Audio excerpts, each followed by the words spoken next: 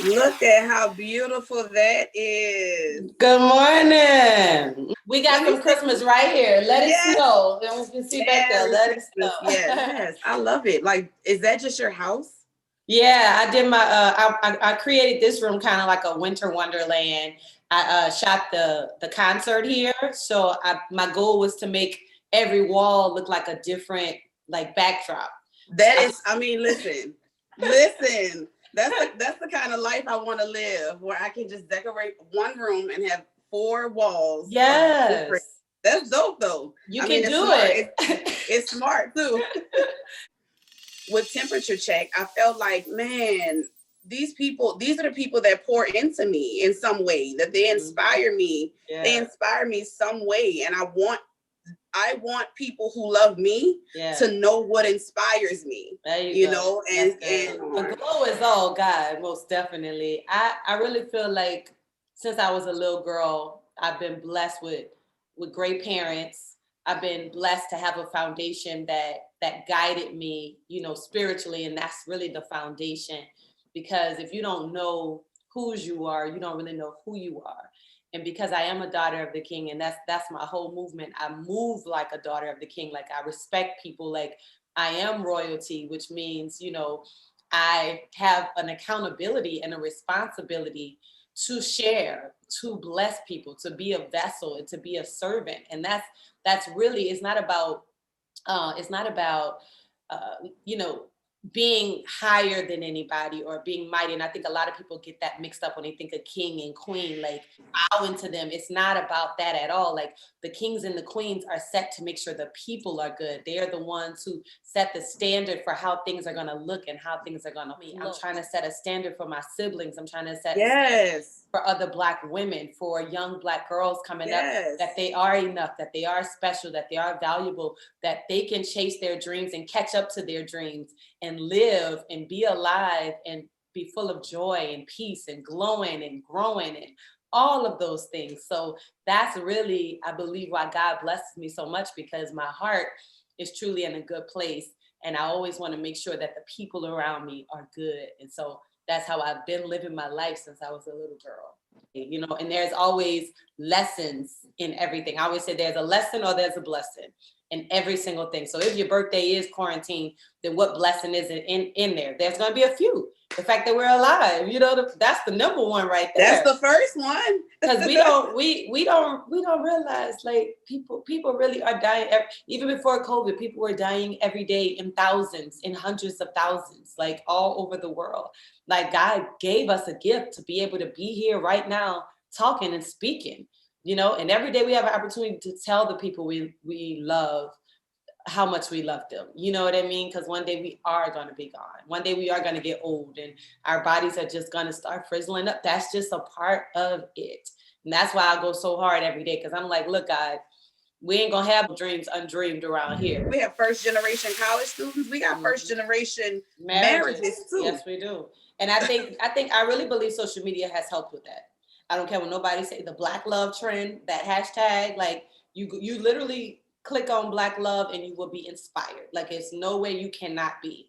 A lot of people have been commenting under my posts with my family and with my husband, like, I love to see it. Like I'm so inspired, because we really don't get to see it Yes, so and much. you mentioned your parents have been married for how long? 40. 40 years. Oh Mm-hmm. my God, girl. 40 years. And it hasn't been an easy ride. Like they both are hard workers. We had some moments where the enemy tried to use spirituality, Yep. as a divider, because Mm-hmm. you really can't be equally yoked. Both parents are believers, but then there's all the teachings and all, the Israelites, and there's all these different things that are coming out, and blacks, Jesus was Black. So it can create a diversion. And I always say I'm not a religious person, I'm a spiritual person. So there's Mm-hmm. religious battles that have been the main attack within our family. But my mother, being who she is, like praising God, praying about it, holding on, allowing my dad to go through these transitions to find and to seek, because one thing you have to do in marriage is you have to allow the person freedom to be who they are. And you also have to allow that person the freedom to express themselves. So if they're learning and they feel like they're growing and you have to still let them, whether you agree or not, you still have to allow that. And I think that's what my mom and dad being together for so long, even in the midst of some spiritual battles, that's what that's shown us. You know, no matter what, I still love you and I'm gonna continue to love you and I'm gonna continue to pray for you because they love each other.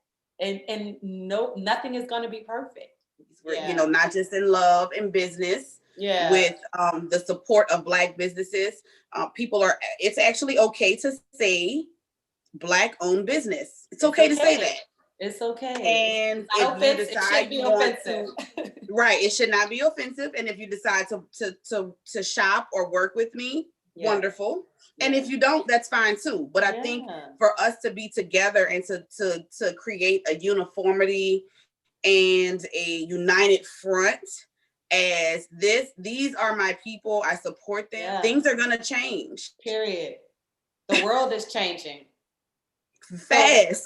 So it's all about balance and just being honest as well, you know, in that communication. Yeah. Tell me about your husband and your love story and about this wedding, baby, because I had five in the physical and I had one heavenly. You had how many bridesmaids? So realistically, you know, when you think of destination wedding, I knew everybody wasn't going to be able to be there. I knew it wasn't something that I was going to just invite the whole world to, you know, as opposed to if I did something in New Orleans, I'm like, and I'm a very unique person. I don't really do kind of traditional things. So for me, I would have did a wedding block party. Like if I had chosen to do something in New Orleans. Since I was a little girl, I wanted to get married on a beach, and there's no beach in New Orleans. So I was like, I want to be married on a beach.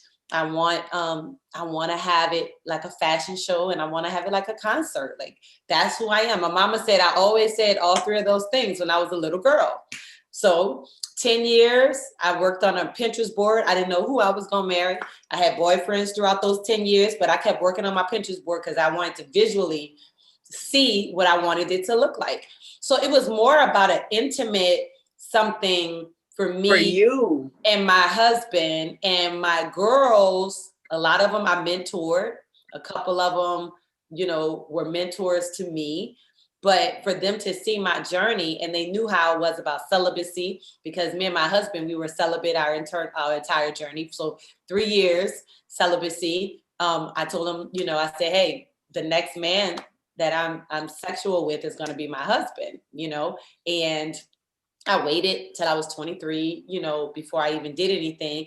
And I knew after I did that, I was like, okay, this guy's not going to be my husband, because I always made a vow to God that that's how it's going to be, you know? Right. So I met my husband here when I moved back to New Orleans. I was doing an event that was like a community Thanksgiving dinner. I was serving, I was volunteering. And I saw this handsome little bow-legged guy walking across the gym. Older guy. I was like, oh, look at a little Denzel Washington vibe. You know what I mean? And so I didn't pay much. We didn't talk or anything like that. Come to find out, his brother was the one who put on the event. He's a senator of Louisiana.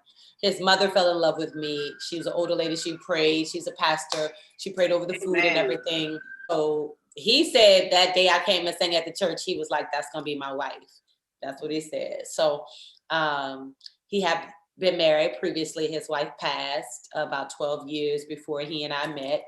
And so it went from me being like a beautiful distraction for him, you know, to us falling in love. And he's like a great balance for me. You know, he's grounded in the word. He's older, so he's mature. He allows me the free, and that's some of the things he always said. You know, I'd be like, what you gonna do? What you gonna do with me? I'm gonna love he said, I'm gonna love you and let you be who you are. And he says that all the time, even to this day. And that is the reason why we are so good together. So he asked me to marry him. I said, yes.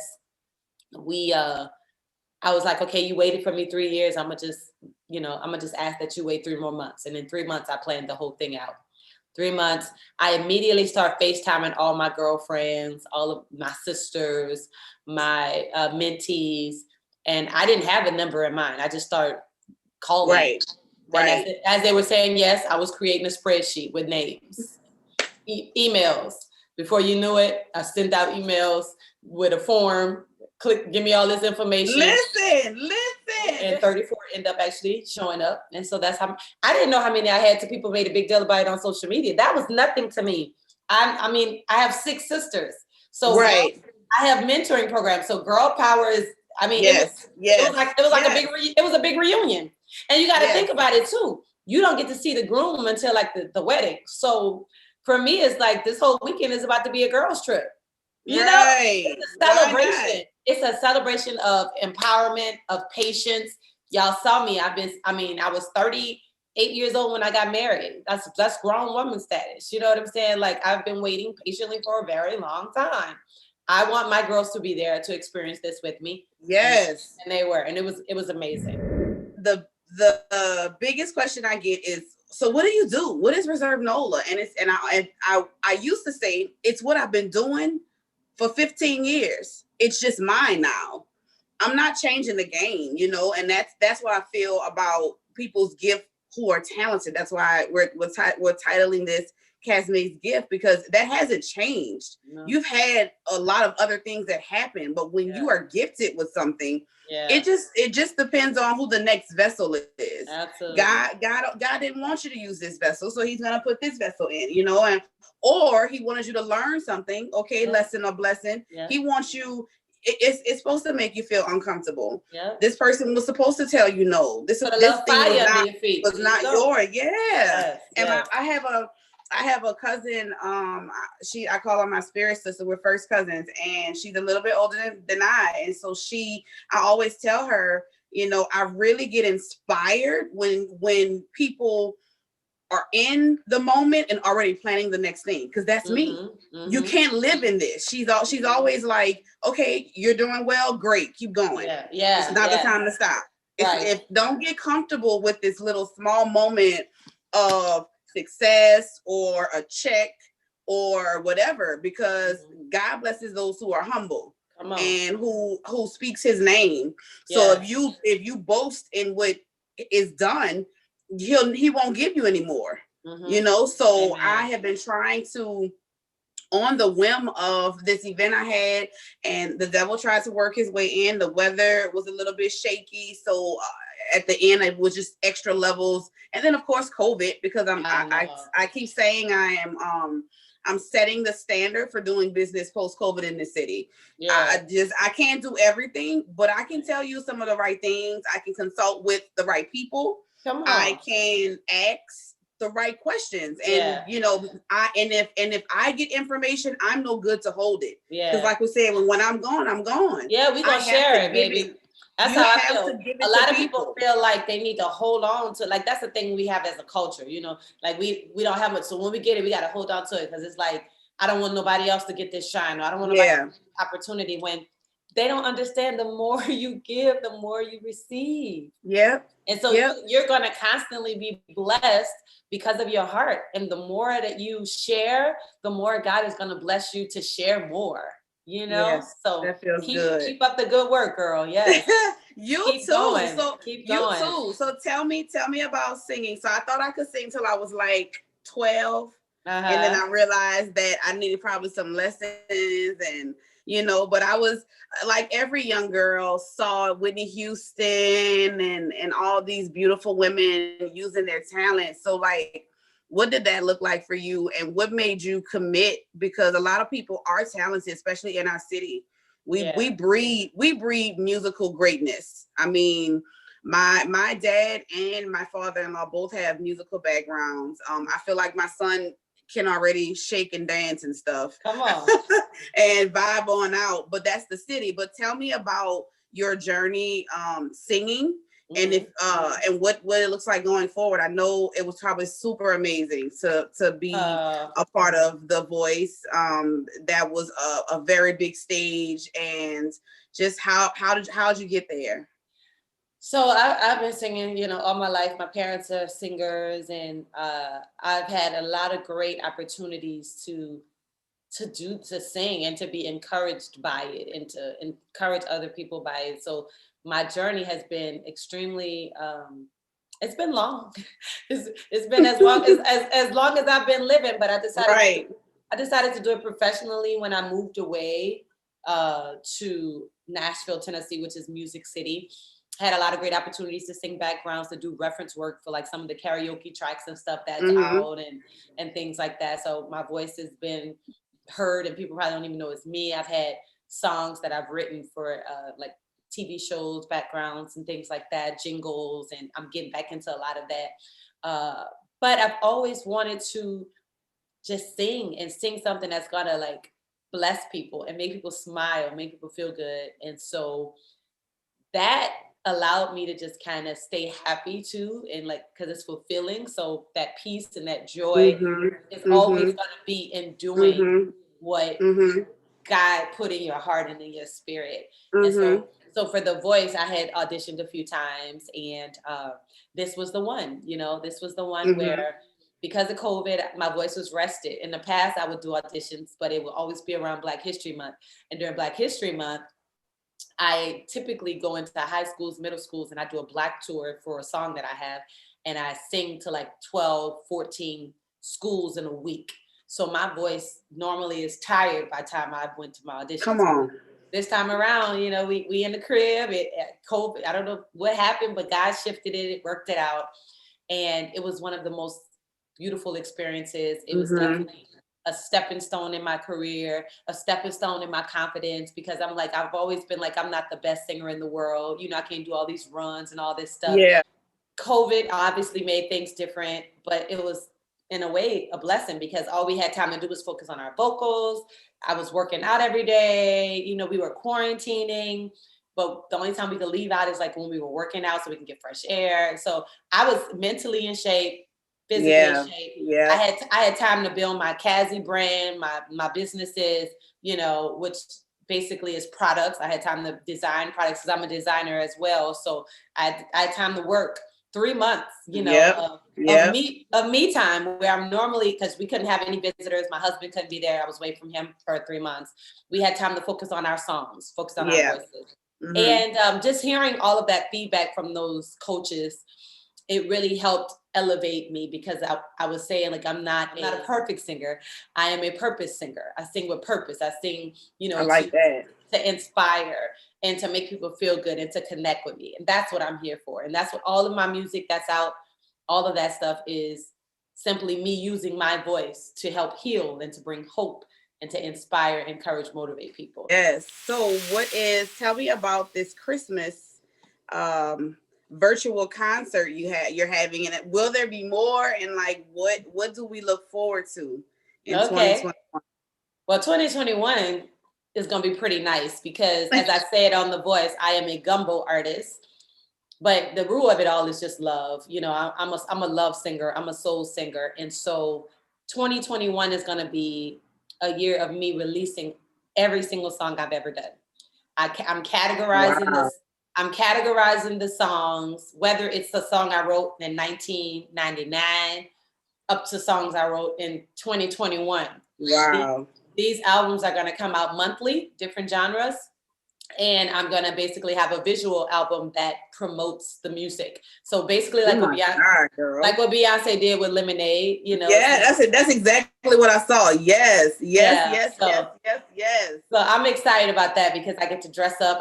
I love fashion. I love, performing. So it's really going to be just performances. Any of those times I just want to come see. Come see. Pick one of the scenes. Okay. Once you get in your groove, I will love it. I'm a music junkie. I mean, that's just what it is. I was vibing out to a lot of your stuff this morning. 2 shows, a 4 o'clock, a 7 o'clock. So that way, if people were busy at 4, they can catch the 7. 1 ticket actually allowed you to watch both shows, people and their families. And again, it wasn't about me. It was about me opening up the opportunity for all these other artists to perform and do what they love, and essential workers and nursing homes. I normally sing every year Christmas carols at nursing homes, and I wasn't able to do that this year because of COVID. So this was a way for everybody to still get that Casme holiday cheer, but we call it Occasion Christmas. Yes, I love it. I love it. Listen, we are rooting for you. Thank Everybody who's been on Temperature Check, I try to keep them abreast. And so Yes. a lot of them were excited that I was able to get you on because throughout the city, it's, we have to support our own. Absolutely. We gotta, and we, if we don't support you, then who else is supposed to have your back? Exactly. Everybody else riding for their city. We're gonna ride for ours. So, come on, let's go. We got to. we got to start we got to start a new wave of that. And I think like you said, representation matters. Yeah. Just like kids, these young people need to see these families, African American families, to get in that togetherness. The same way they need to see that, they need to see us as African American women and as business owners. They need to see all of us. Yes. Complimenting each other and showing each other love. My husband just came in. Hey, husband. Hi, come on. Look, I love a good husband. Come on. That's my husband, girl. I'm doing my part. I feel like I've been blessed to be close enough to greatness in my life. And if God wants me to keep running my mouth on Zoom and spreading the good joy, then we'll do that. So I'm just excited for you and for our city and for what we have to transition into, and our days are limited here. We have to make the best of it. So this was an opportunity for me to showcase Casme's gift. But we appreciate you. We adore you. I think you are gorgeous, and I love all your swag. Okay, I got a little swag on, but I love it. I love that fur. I love that fur, girl. I love it. And your makeup is beautiful. Your hair's on fleek. Your reserve Nola. Your reserve in Nola the background. Wait, hold on. We got to do a selfie. Hold on. Okay, get ready. 1, 2, cheese. Oh, awesome. Thank you for being on episode 5 of Temperature Check. I can't believe this is my life, but it's your life, girl. It's your life, girl. All right, well, thank you again. I appreciate you. Yes, thank you so much. Happy holidays to you and your family. All right, beautiful. Bye-bye. Bye.